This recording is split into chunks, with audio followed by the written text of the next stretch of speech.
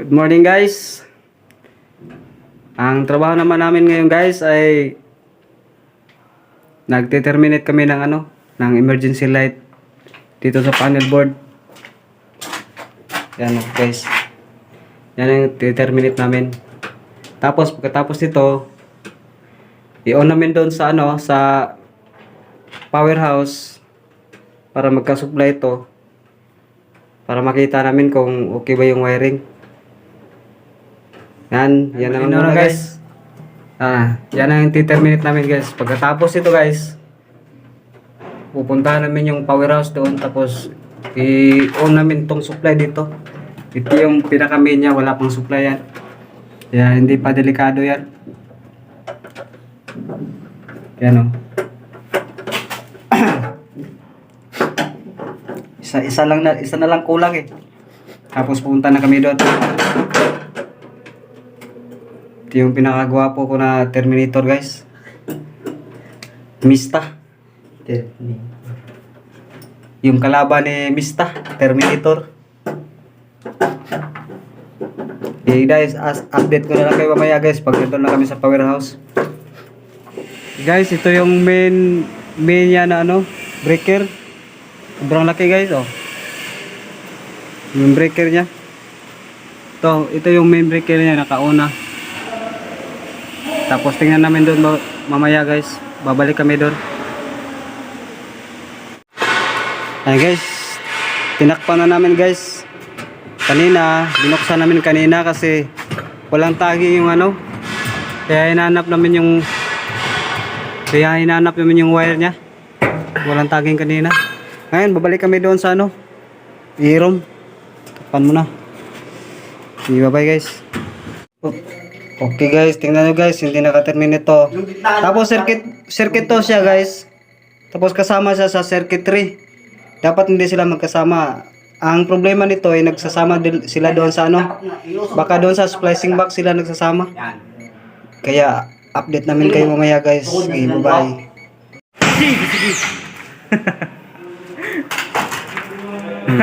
Artista na. Anong ginagawa mo pare? Ano yung ginagawa mo pare? Gumagawa ko sa pare sa ito solder, manual push button, tsaka ito telephone. Auxiliary pala yan. Oo pare, oh. Sige. Yan yung trabaho ng isang kasama ko guys. Siya yung nagtatrabaho sa sa auxiliary. Piping lang pero yung wiring iba. Yung sa talaga, yung sa mga installer, kami lang nagpa-piping nito. Okay, bye-bye. Light. Hindi ko kuha.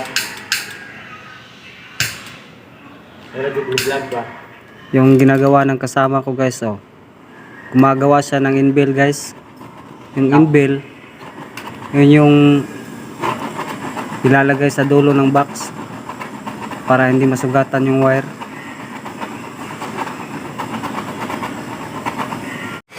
Guys, sa trabaho na electrical guys, hindi talaga maiwasan na magkamali guys, lalo na pag yung wire magkapareho lang ng kulay.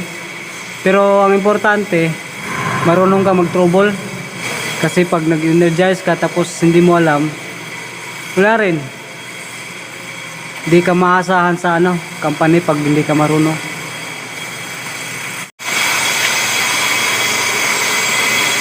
Kaya madali namin makita tong saan yung wire ng BP guys, yung emergency light. Kasi yan lang ang nag-iisang circuit na walang supply. Yun ang bino-voltage check namin ngayon. Okay na guys, umilaw na yung emergency light. Di na siya nagsushort. Pinutol na namin yung dulo dito, may home run pala siya doon sa sa unahan niya. Tapos yung dito sa dulo, sinasama pala nila doon sa isang BP. Kaya nagka-short. Bawal yun guys, magkadugtong yung dalawang circuit. Magkasalubong kasi yun. Kaya magsushort yun. Okay guys, finish na ning among guys. Finish na tong trabaho namin guys. Okay guys, tapos na pala yung problema namin kanina guys. Yung dulo pala ng circuit to, nakakabit pala doon sa circuit 3 na doon sa pinakamalayo. Tapos ito palang circuit number 2, mayroon palang home run to dito sa malapit. Kaya pag nag-on kami dito, nagsasalubong sila guys. Tapos yun na guys, oh, tingnan mo. Wala nang short siya guys. Oh, naka-on na siya guys. Tapos itong isa naman, naka-on na to. Wala na siyang short. Pero piping oh.